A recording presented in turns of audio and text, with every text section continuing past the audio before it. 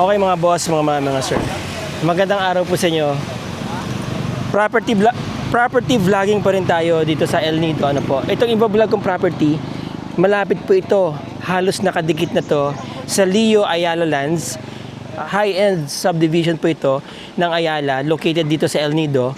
Alright, ito po yung property na binebenta along this line. Okay, so naka-widen na po dito sa side na to, yung road. Naka-setback pa po yung property. 2,000 square meters po yung property, mga boss, na binebenta. Okay? Doon, about few meters from here, may corner dyan, papasok ng Leo Ayala Land. Ano po? And then dito, makikita nyo may Western Philippines University. Western Philippines University. Yan. So, meron na siyang university sa harap. At nandito po yung property, mga boss. Ang presyo ngayon ng Ayala Land sa kanilang subdivided lots, sa kanilang exclusive subdivision, ay nasa 60,000 na po per square meter, mga boss, mga sir. Meron po kasing airport dyan, 16 na biyahe everyday ang dumalapag po na eroplano dyan. Ganun po karami ang pupuntang turista dito. By air pa lang po ang pinag-uusapan natin. Wala pa po yung by land at saka by ferry. Ano po? Alright, ito po yung property.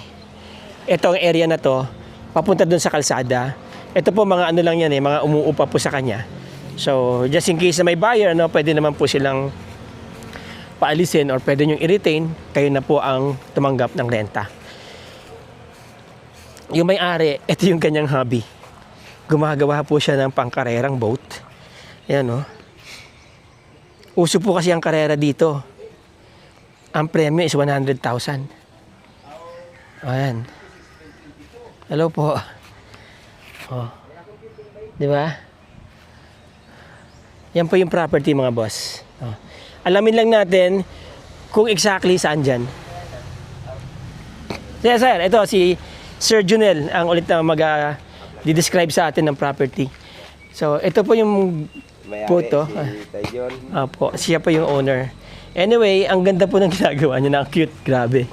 Ayan, Baka pwede po kayo mag-import niyan, kuya, Parang sa Vietnam, di ba? Ganun po ba design ito? Parang yung sa Vietnam?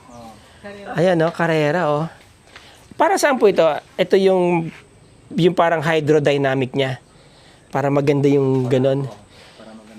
Maganda yung lipad. sa alon. Ito yung ayan.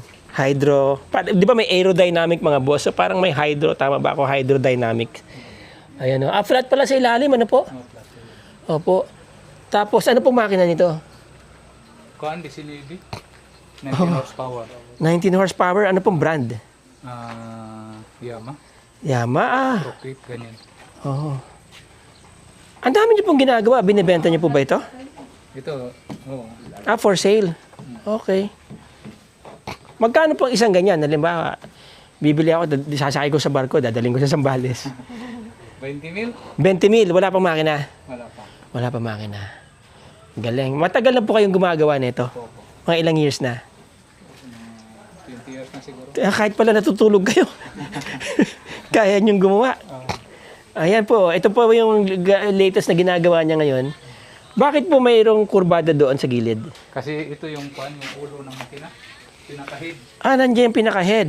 Saan nakaupo yung dito? Dito po. Diyan. Para pala siyang Ferrari ng dagat. Oo. Dito siya nakaupo. Paano yung paa niya? Nakatayo, ganyan. Nakatayo lang. Ganyan ang pagmamaneho. Nakahawak dito sa... May hawakan dyan. Okay. Sa katig. Tapos, paano niya po kinukontrol? Ano lang? Manual. Dito yung yung manual lang. May tali lang dito yung yung silinyado. Hanggang gaano po kabilis ang kaya niyan takbuhin? Tumatakbo ito ng 130. Kung sa lupa, 130 kilometers per hour. Di naka-helmet po yung nagpapatakbo niyan. Meron. Naka-helmet. Nakumpleto at saka meron life jacket siya. Life jacket, oo. Yung mga supporter dito sa May nangyayari din po na lumilipad, gumaganon. Meron din po. Di bali, tubig naman na mabagsakan. Base lang po sa initi. Pag magaling ang initi, hindi rin basta-basta. Ang ginete. Ngayon, ito po ay talagang yan ang standard na sukat ninyo. Opo. Okay. walang daya. Oh, wala. Hindi pwedeng mas maliit, hindi pwedeng mas malaki diyan. Tapos ayun, maganda. Anong tawag niyo dito sa mga bangka na 'yan? Palikpikan? Palikpikan ang tawag ninyo. Para siyang para siyang Blue Marlin. Kawig. Okay. Sige po. Ito po yung lupang binebenta. Saan si Sir Junel? Ito yung property along the highway, 2,000 square meter, 35,000 per square. Oo. Sa second lot, ilang square meter? 30,000 per square. Gano'ng kalaki? Oh, kahit isang 1,000, 2,000. Oh. Okay. So, ibig sabihin, pwede po siya ang binebenta dito, 2,000 square meters. Tapos, sumunod, pwede magbenta ng 1,000 o 2,000 square 4 metro.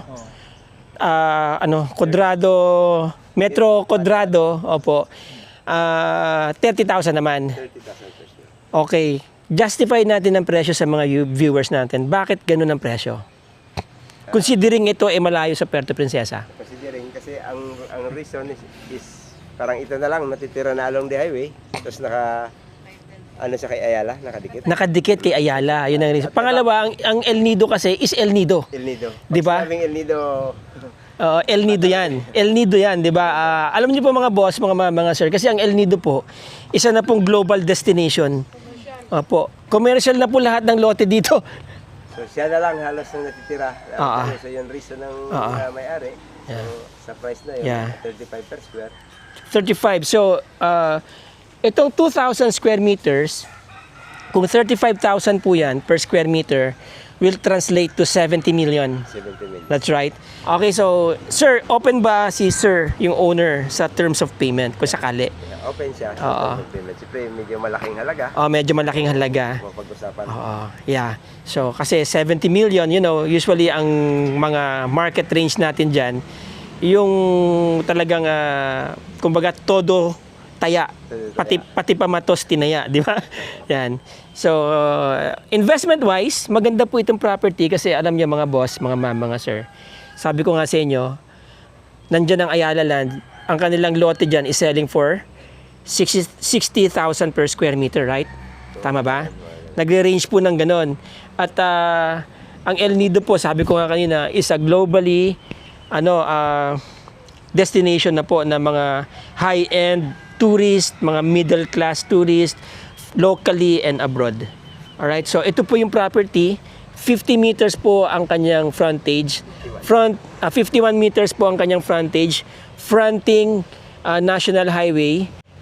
So very very busy yan. Napakalaki ng potential. Kapag gagawin nyo yung isang malaking, business establishments. Kasi nga, nasa likod nyo lang po ang Ayala Lands. Paglabas nila dito, diba, sila na po mismo kaagad ang market nyo. Tsaka marami pong turista na dumadaan dyan, going to Nakpan, going to different tourist spots dyan. Ang Nakpan po kasi, papunta doon, nagiging na rin po yan, isa sa mga hottest tourist spot po dito sa El Nido. At yung downtown El Nido, na fully matured na yung tourism nila, nandyan po. So yung mga turista na lumalanding na pupunta dyan, dumadaan dito. At yung airport po nasa likod ng property. 16 na biyahe po yan per day mga boss, mga sir. At plano pa nilang gawing 24 na lapag dyan. Imagine kung gaano karaming turista ang lumalanding dyan. Kapag ang turista po nakasakay sa aeroplano, maraming pera. Di ba? Usually ito po yung mga high-end. At may mga lumalanding din po dyan ng mga private airplanes, di ba? Alright, so bukod po dito sa 2,000 square meters na binebenta, pwede rin kayo mag-acquire dito ng another 1,000 o another 2,000. So, kung may buyer po dyan, since na-open naman si owner sa terms of payment, pakyawin nyo na. No? So, dito sir yung second lot 1,000 o 2,000. hindi siya nakadikit. Nakadikit din sir. Nakadikit siya dito. Alright. Wow. Ang ganda ng tubig dito, ha? Pwede po ba maligo dyan? Okay, sir, hanggang saan po yung property nyo dito? Ito po. Tapos, may matitira pa sa inyo, siyempre. Oo, yan, kulang-kulang sa hektarya. Pag gustong bilhin yung 1 hektarya, pwede rin. Walang problema. Ayun, baka meron pong gustong bilhin na lahat. Halimbawa po, 1 hektarya na yung bibilihan, yung buong property nyo na dito. Magkano nyo ibibigay per square meter? Yung second lot, 30. Hindi po lahat na po. Halimbawa, may bibili. Buong property nyo rito, gusto na kayong palayasin ng buyer. Magkano nyo po ibibigay? Package na, lahat. Package na. Oo. Per square meter.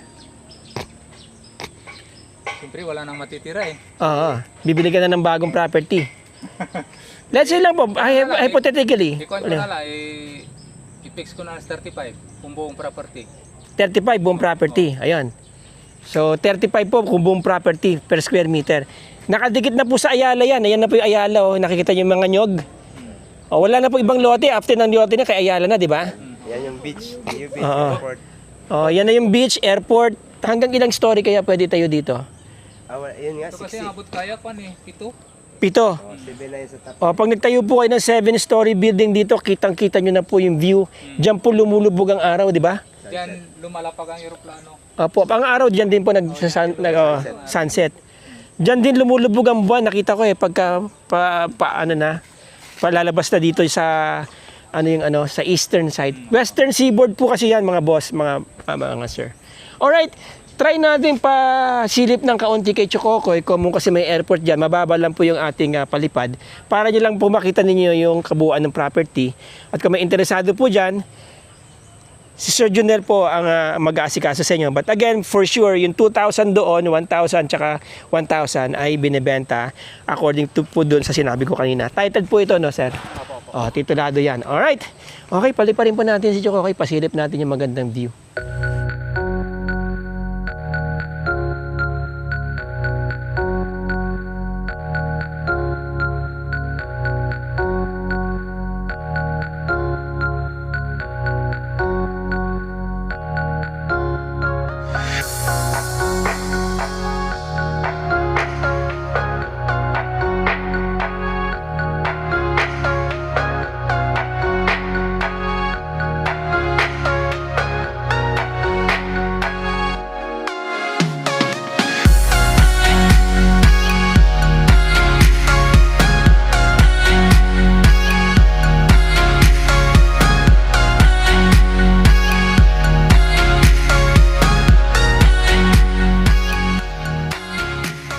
Again, ang property po ay located sa isa sa mga prime commercial area po sa El Nido. When we say El Nido is El Nido mga boss. Baka maging syudad pa to pagdating ng araw. 'Di ba? Kasi alam niyo po, mas malaki ang perang generate dito compared sa mga ibang lugar dito sa Puerto, sa mga ibang municipalities ng Puerto. El Nido po ang may pinakamalaking ekonomiya. Dahil ang turista po dito ay walang tigil. So dalawa lang po ang season nila dito, isang peak season at isang super peak season, mga boss, mga ma'am, mga sir. Hindi pa po nagmamature ng tourism dito. Malayo pa ang aabutin nito at saka hindi po lahat ng lugar dito ay binebenta. Protected po itong El Nido. About 40% lang po nito ang talagang pwedeng bilihin legally, mga boss, mga ma'am, mga sir. Okay, so hanggang dito na lang po ang video natin. Yung mga interesado dyan, nandyan po ang aking contact details. Nandyan din po sa description ng video na to.